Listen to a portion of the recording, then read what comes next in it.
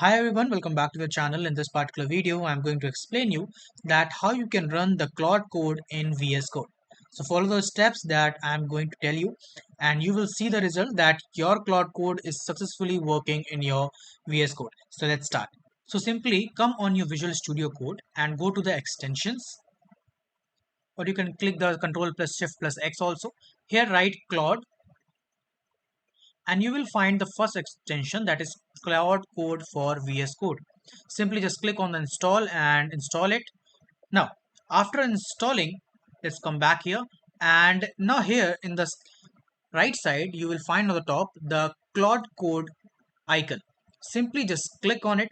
After clicking, you will get this kind of interface. But important point is that when you will do the first time, it will ask you for the Claude.ai subscription, right? So simply just click on the Claude.ai subscription, and after that you need to authorize it. Here you need to give your account details, right? Means Google account, and it will give you a authentication code. Just paste it there, right? After that your chat will get open.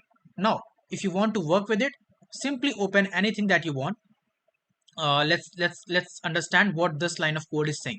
Simply I'll select it, right? I'll select this line and we'll go in the chat and I will ask it that what does this function do, and you can see it is creating the result for me, right?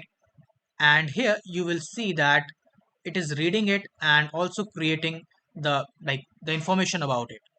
Now let's create one more function. Let's create a function to add two number, right? Let's close it first. Now when I will ask it to create a function that add two number, so you will find that it will start the process.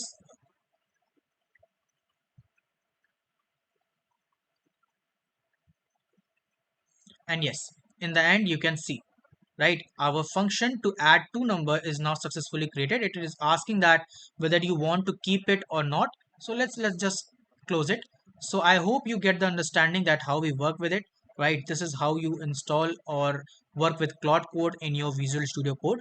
So thank you so much for watching. Goodbye.